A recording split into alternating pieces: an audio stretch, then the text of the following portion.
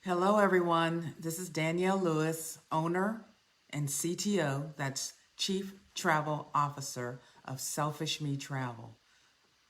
I'm here to give you an update on some travel industry news, or as I like to say, travel industry news that you can use.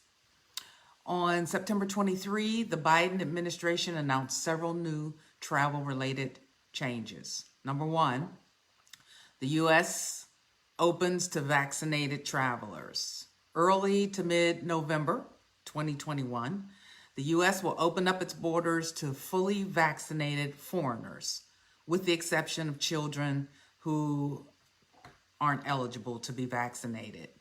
However, all must show a negative COVID-19 test taken within 72 hours of their flight to the U.S. The White House did not elaborate on how proof of vaccine for flyers will be verified. However, they expect to have something in place by the time the new rules go into effect in early November. Number two, new rules for unvaccinated Americans. Starting also in November, unvaccinated U.S. citizens and permanent residents will need to be tested within 24 hours of boarding their return flight to the USA, as well as take a second test once they are back in the USA. Proof of purchase for a viral test to be taken after arrival into U.S. will be required in order for unvaccinated travelers to board their flight. These rules will also apply to unvaccinated children who are U.S. citizens as well.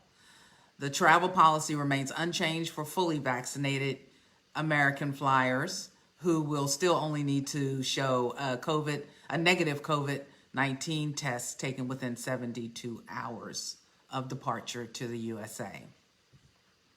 Number three, enhanced contact tracing. The CDC will be issuing a new contact tracing order for airlines.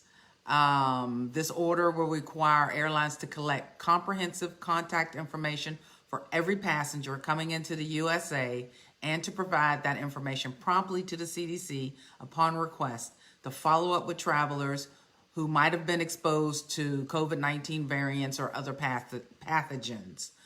All airline passengers will need to provide their phone number and email address under the new contact tracing process. In other news, last week, Hawaii's governor announced that the state was extending some restrictions for another 60 days as infection rates continues to cause concern. That includes the state's indoor mask mandate, along with COVID-era capacity restrictions on indoor and outdoor dining. For travelers, Hawaii is also extending its Safe Travels testing program that requires all non-vaccinated tourists to show a negative COVID-19 test taken within 72 hours prior to coming to Hawaii. Those who are unvaccinated and don't show proof of a negative test will continue to be forced to quarantine upon arrival. Vaccinated tourists will not be required to quarantine.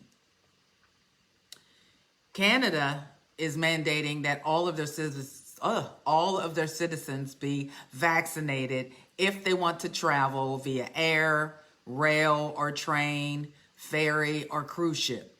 In addition, the land border crossing between the USA and Canada is still closed until at least October 21st.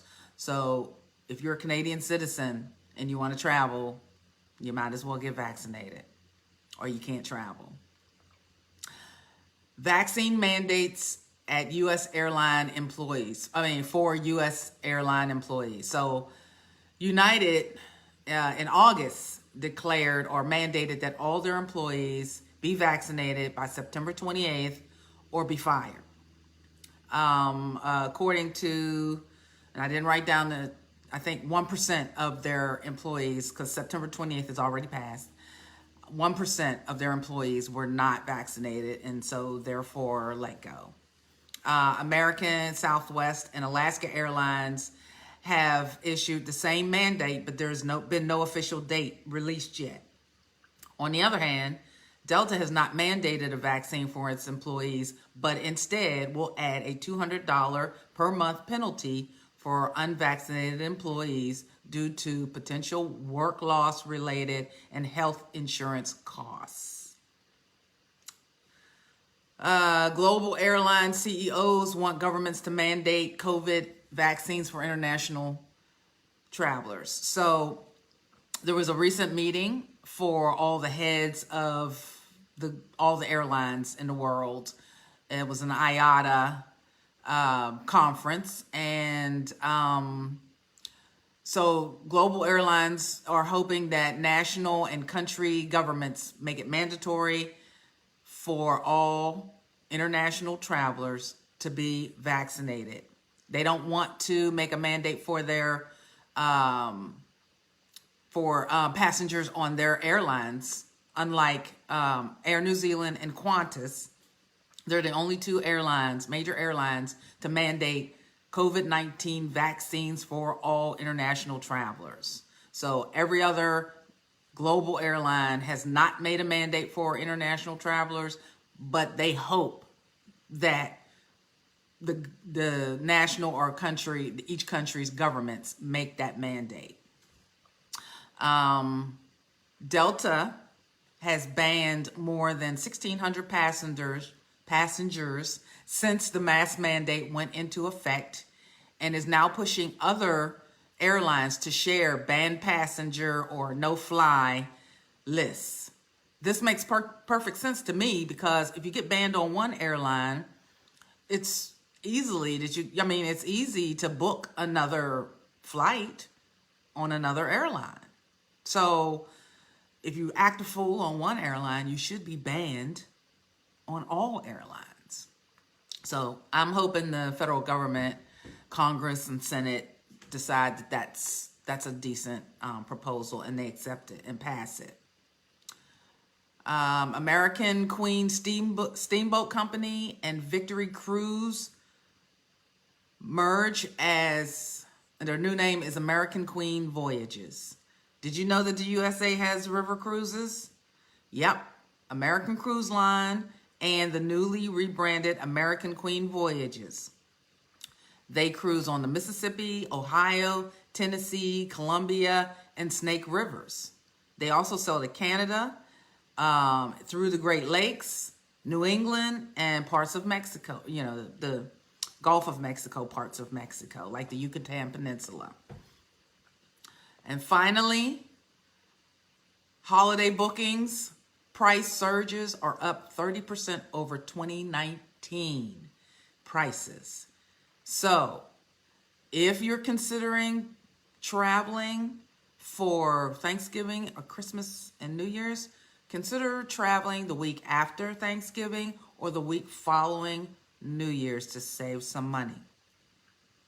Call someone like me, a travel advisor who's monitoring prices all around the world, and we'll help you. Again, there is a staff shortage around the world, so be patient, be kind, be flexible.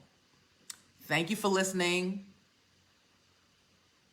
I'm out of here. Peace.